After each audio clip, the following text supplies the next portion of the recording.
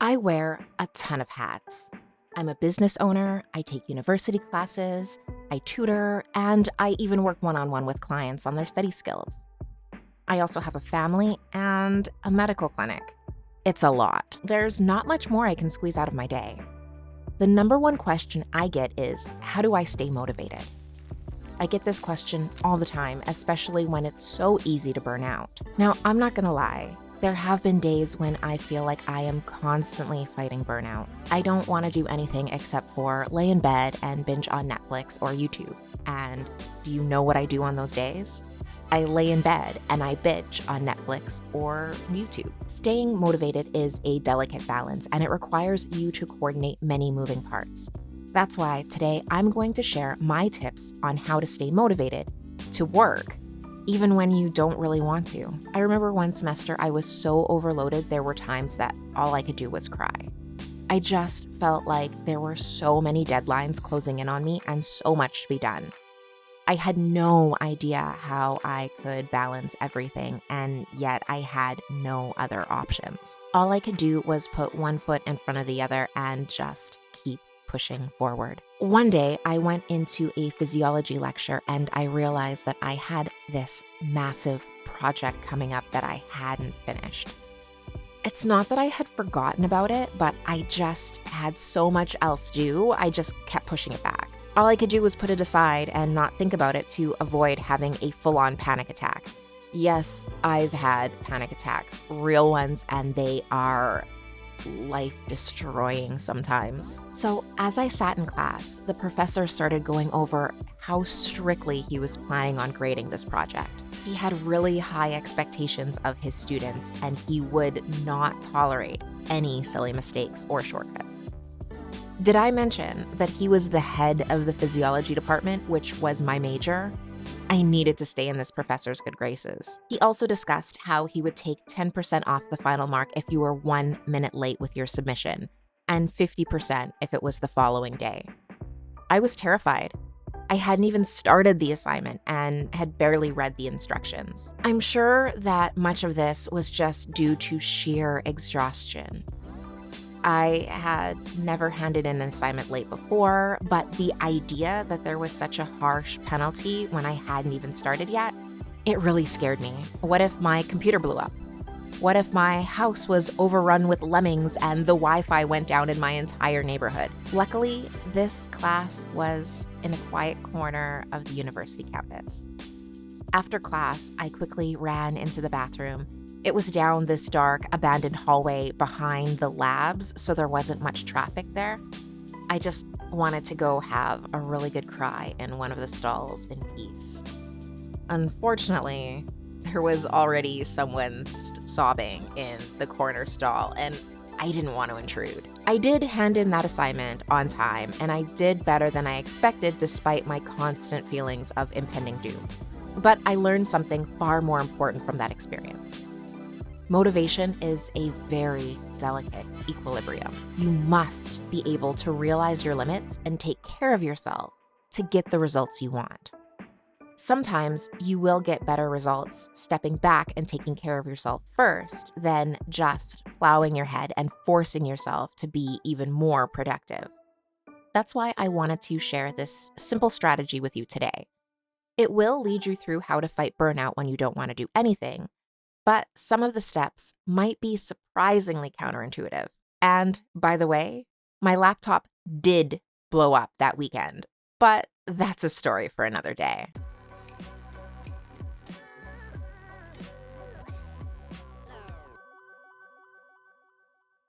Motivation is actually feeling like you want to do something, whatever that something is. When you have the drive and determination to start and continue to work on a task without forcing yourself to do it. Let's take early mornings, for example.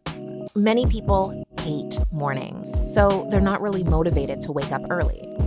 Your bed is so warm and you're so comfortable, you just want to stay there all day. However, on Christmas, you want to open presents. So you're motivated to jump up out of bed and join your family around the tree. You don't have to be called or bribed. You don't have to be reminded of all the reasons to stay on the path. You just want to, so you do. That's motivation. Motivation can stem from several factors, from physical rewards on Christmas or just the satisfaction of a job well done. In college and university, it's harder to stay motivated because the incentive of a great mark or your graduation is so far away. That's why it's essential to give yourself rewards to keep you on track regularly. So, how do I stay motivated? What are my tricks? How do I balance running 3 businesses and having a family? How could I possibly have made it through university while also working and going to school full-time? I can tell you it was not easy, and I don't really recommend it for just anybody. There were times when I went from sunup to sundown with a completely packed schedule, and that's not always healthy. The first secret is that I absolutely love what I do. Sharing these tips with you and working with clients doesn't feel like work to me. I love helping people, and I feel genuinely rewarded when I get to. And so I do sometimes look at it as more of a hobby. My secret is basically time management and pacing yourself. Just because my schedule is packed doesn't mean that I didn't set aside time to unwind. By keeping a plan within my day and selecting my priorities, I can get a ton of stuff done and take care of myself as well. Pursuing your education and building a business have several things in common. That makes it a little bit easier to streamline some of the things that I did. First, you're working towards increasing your capital, whether it's monetary or knowledge-based. Knowledge is the currency of the education system. All of your efforts in school are rewarded with increased knowledge, which you can show and get higher grades. The same techniques of organization and efficiency work for both because you are under constant deadlines. In business, you plan your quarters and make your targets, while in school, you attend classes for a semester and hand in assignments. Ultimately, you have to work and stay motivated to do what it is that you need to do to reach these goals and pass your courses or make your revenue. This takes a ton of time and commitment, not just in class, but at home too. You have to put in the time to study and do your homework to succeed in school.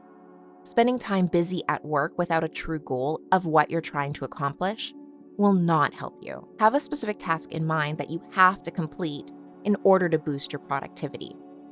This way, you're not spinning your wheels and being too busy but unproductive. One question that is often debated is, can you have it all? And I firmly believe the answer is yes. I have often been told that I dream too big, but I don't think I'm dreaming. I'm planning, and these are two very different things. I know where I want to go, and I know the exact path that I have to take to get there. You need to be very deliberate with your planning to accomplish what you set out to do. This is not to say that this plan can't be flexible or adjusted along the way. It definitely needs to be, but it also needs to be carefully created and followed. Great big goals can be broken down repeatedly until they are split up into simple tasks that can be worked on each day. This might be overly simplified, but try it. I do have an article all about monthly goal setting and how to break it down to really change the trajectory of where you're trying to go. I'm going to link that in the description below so that you can also see what I mean about setting goals and then breaking them down. But here's a quick example for now. So your goal might be that you want to become a world-famous surgeon. Well, first you need to become a doctor. Before that, you need to graduate from university. To do this, you need to pass all of your classes. This is done by handing in your assignments and passing your tests. So what can you do today to make all of this happen? Creating a to-do list, organizing your day, and scheduling your time will help you with this undertaking. These little things you do each day add up to massive progress over time. Personally, I am happiest when I'm busy, so it's easy for me to schedule tasks throughout my day to work on. But that does not mean that this is all I do. I also have slumps where I just want to lay around in bed and not be productive. Sometimes my favorite thing is just sitting on my phone and staring at it blankly. Sometimes I'll watch videos, sometimes I'll be scrolling through social media. What I can tell you is that my brain has definitely shut off for the duration of this procrastination session. I give myself permission to go down that rabbit hole of social media or YouTube and procrastinate because it is a form of self-care. You cannot operate at a 10 all day, every day. You have to let yourself rest. You will never be able to hit maximum productivity or motivation if you ignore your need for rest. Your brain will take a break whether you want it to or not. If you don't facilitate time for your brain to rest, it will choose to shut down whenever it wants. This could be in the middle of a lecture or an exam. It might even be when you're trying to write that huge term paper at the last minute. So rest when your body and your brain need rest. And that should be before they shut down on you. One thing that helps me in setting and keeping priorities is to have a limit and pick them for the day. Pick no more than 3 priorities for any given day. These are not the mundane tasks like waking up and taking a shower or eating breakfast or brushing your teeth. These are 3 goals or objectives that you need to carry out outside of your typical day. For example, you might choose meal planning for the week, cleaning your bedroom, and working on an essay. That's already a ton of work, so do not add any more obligations to this day. You have to understand your limitations, and piling on a ton of activities that you won't be able to get done will only hurt your progress overall. It can ruin your mood when you don't do things you set out to do. You will feel bad because you didn't finish what you committed to. So doing this too often will hit your self-confidence and sow self-doubt in your ability to get anything done. All of these add up for a recipe for even lowered motivation. But if you set yourself 3 targets and complete them, you'll get a boost. This could motivate you to tackle even more things than you initially expected. Setting these realistic goals and achieving them will boost your motivation, not hinder it. It makes it much more likely to get more done than you first expected. Your planner does more than tell you how you will spend your week. I love my planner. It is an extension of my body. If you are on our YouTube channel, you will see that I am constantly buying things for my planner and stationery, and it's just my happy place. Really, at the end of the day, you could practically consider it another appendage. I cannot live without it. My planner does several things for me. It allows me to plan my time in the coming days and weeks, but it also helps me to see how I've spent my time in the past. Logging how I'm spending my time and reviewing it periodically can show me what I spend too much time on. It will also let me know where I underestimate the amount of time needed to complete a particular task. There will be some things that you pour a ton of time into. I'm not saying that this is time wasted. These tasks may be crucial, which is why we need to have the necessary time to complete them available. It may be beneficial to carve out time in your schedule to devote extra energy to this task, to get ahead of it. If you can get in front of these obligations, you can more easily tread water. This will relieve you of the worry that builds up when you are afraid of falling behind on something so tedious. Another way could be to clear out other things you need to do before starting this task. This way, you can devote your full attention to it and not have to worry about the time restraints. So if you go over, you don't have to worry about having a whole list of things that you still have to do hanging over your head. Finally, try breaking down burdensome tasks into smaller chunks. This can make it easier to carry out overall and less strenuous steps. I try breaking up everything I need to do in pieces that are no more than about 15 minutes. I don't care if I will end up with a list of 20 steps as long as each step will only take about 5 to 15 minutes to complete. If any steps take longer than that, I will list them as repeated entries of the same step. So that could be something like proofreading. Small tasks are less daunting to deal with and will allow you to see yourself making real progress towards completion.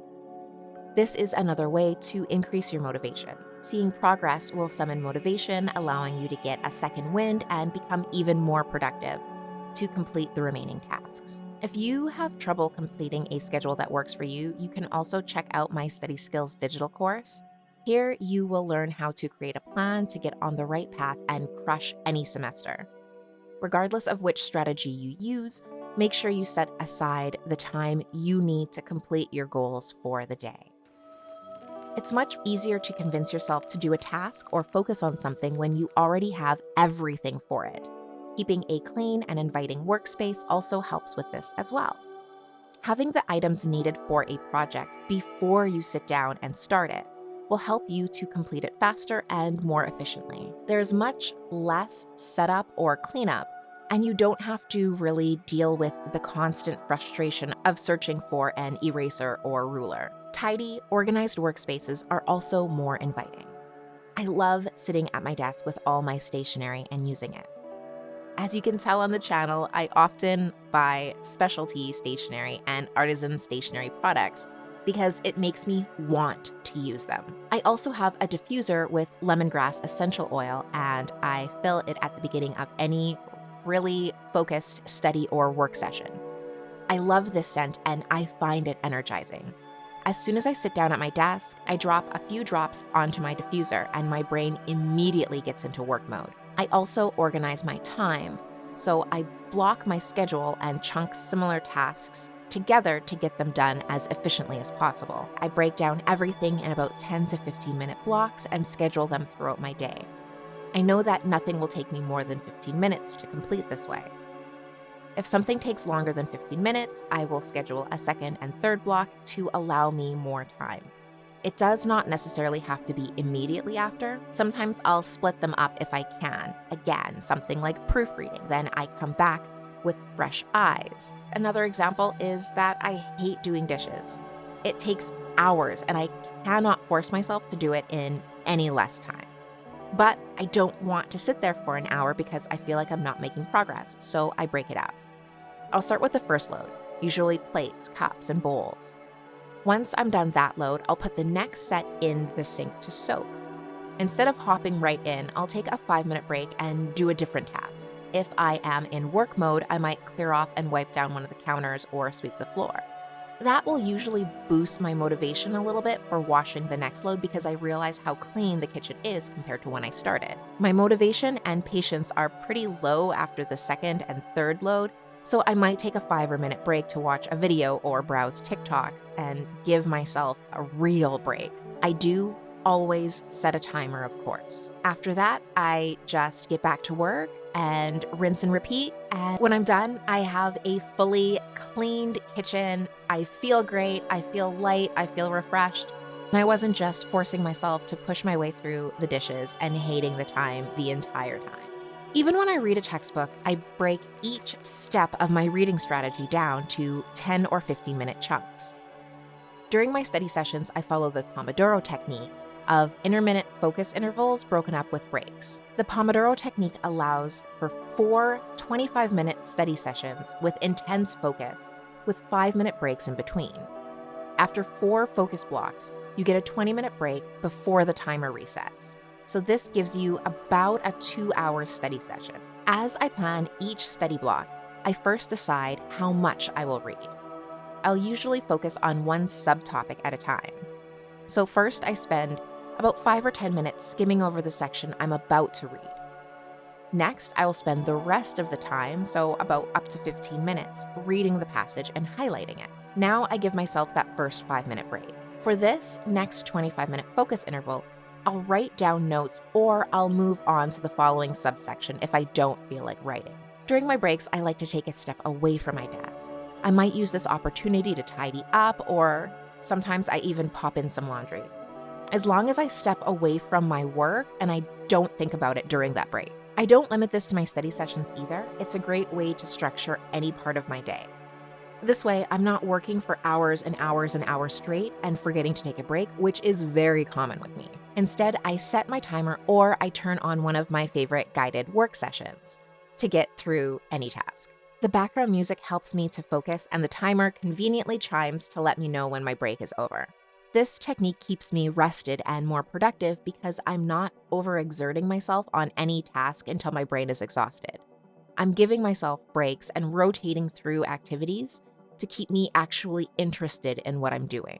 Avoiding monotony is a great way to prevent losing motivation. So rotating activities can help to keep you more engaged in your task because your brain is not going on autopilot or disengaging. You also don't have to worry about spending hours and hours on a single job. It's so much easier to convince yourself to do something for 10 minutes or even 25 minutes than it is to read a whole chapter in a textbook. As you start to lose motivation and interest, you slow down, and this will cause the task to get longer and really drag on. But if you only ever intended to read for 25 minutes in the first place, you can count down this time and know that something more interesting awaits you on the other side. One of the first things that any accountant or financial advisor will tell you is to pay yourself first. This is one of the best ways to achieve prosperity and financial security. Today, I want to give you that same advice. Pay yourself first. When planning out your week and budgeting your time, the first thing you should schedule is time for self-care and socialization. Add time to spend with your friends or doing something you love. This can be anything from going out for coffee to just hanging out. One of my favorites is planning a girls' day, so running errands, getting your nails done, or grabbing lunch together. I hate running errands alone, and coupling it with someone else just makes it more fun. I actually look forward to standing in the long lineup at the insurance company when I know I have someone to chat with. I also block off some time every day to procrastinate. Sometimes it's something simple like giving myself extra time to complete simple tasks. That way I have the time I need to procrastinate or do it slowly. Other times I actually block off time for nothing. I often do this around important events like exams. I also like to block off at least an hour on Monday and Friday so I have time to just exist. In addition to these nothing blocks, I also make sure that I schedule time for specific self-care tasks like manicures, skincare, or video games. I want to make sure that I'm not just carving out time, but also actively doing things to take care of myself. At the end of the day, it doesn't matter how you reward yourself. Anything that you love to do and recharges your battery can be considered self-care. We are always so quick to be hard on ourselves. We expect more of ourselves than any other person on the planet. The problem is that beating yourself up can significantly impact your self-esteem and motivation even if you don't intend it. Negative self-talk can have a profound impact on your self-worth. We did a deep dive on the effects of both negative and positive self-talk, so I do suggest that you check it out. I will link that in the description below as well. Even if you are joking when you call yourself names, your brain can't actually tell the difference. Your brain thinks that you're serious, and this is what you actually think of yourself. It will internalize these words and slowly lower your self-worth, even if that's not your intention. Try to avoid this habit. Instead, give yourself compliments every chance you get. The same trick that makes you feel bad about yourself also works in reverse. The brain does not know you're being serious or that you don't necessarily believe it. Still, if you repeat these compliments enough, they will eventually become real to you. You can bring these things into reality just by continually believing in them and working towards them.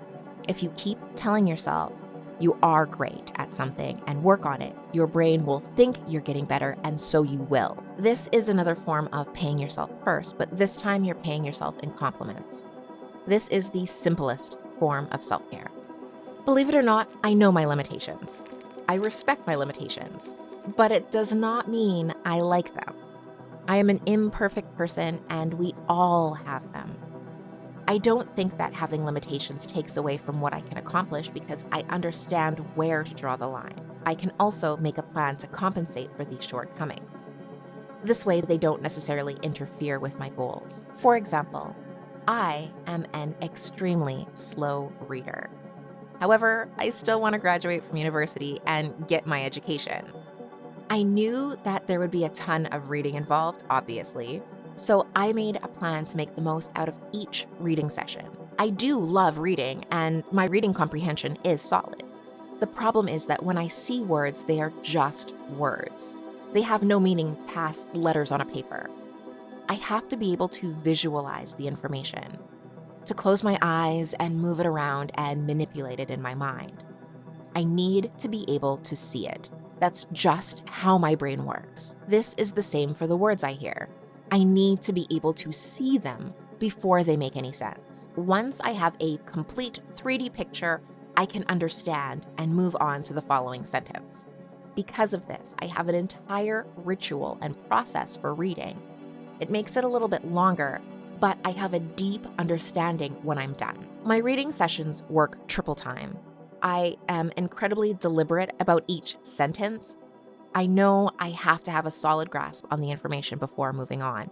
If I just read it, it will quickly vacate my mind and I will never be able to hold on to it. There is an entire unit dedicated to explaining the steps of my reading strategy and walkthrough to creating your own in my digital course. I credit my reading strategy for most of my success in university. There are several steps to it, and each one is incredibly intentional. By creating a comprehensive reading strategy, you can first create a list of study steps tailored to your strengths. 2, have bite-sized tasks that take only about 10 to 25 minutes to complete. 3, have the flexibility to complete those tasks in any order. 4, get to pick and choose the tasks that you enjoy and want to work on. And 5, rotate through different activities throughout your study session to increase your engagement. Each of these will help increase the efficiency of your study sessions by strengthening mental associations and recall. That means that you will get more out of each study session. I will link my reading strategy down below in the description as well. Just because you have shortcomings does not mean that you have to let it impede your progress. There are so many inspiring stories of people succeeding despite the odds. And if you make a plan, you can achieve it. You just need to take the first step. I try to unplug and put down my phone at least a little bit every day. I also try to avoid working or studying on Sundays. Sunday is my relaxation and reward day. I try to keep it clear and use it for catch-up. If I stay on track and accomplish all of my goals, Sunday is free and I can do whatever I want all day. I also keep the notifications off on my phone. I find them so distracting and often jump to them even if I'm focusing on something important. Instead, I turn them all off and I just check my phone between tasks. That way I don't get distracted and I can finish what I'm working on faster. This did cause me some anxiety at first, but it eventually went away. Now I give my full attention to the project that I'm working on or my clients. I don't have to check my phone whenever I get an email or a mobile game decides that it has a new limited time event.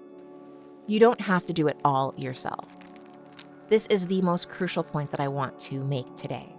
I can't run anything myself. I have assistants to staff the clinic. My family helps me a lot with my day-to-day tasks. And it's okay to ask and receive help. There is no shame in needing it or accepting it. Once I realized this, life became so much easier. Group projects used to be a nightmare, but when I approached them with an open mind and a willingness to trust others to do their part, most people rose to the occasion. There are always a few in the group that are less than helpful, but for the most part, people step up. It has been my experience that if you allow yourself to be vulnerable and give people the opportunity to step up and help you, they will rise to the occasion. Motivation can be fragile. It takes the slightest setback to completely obliterate it some days. When you burn yourself out, it can take days or even weeks to come back.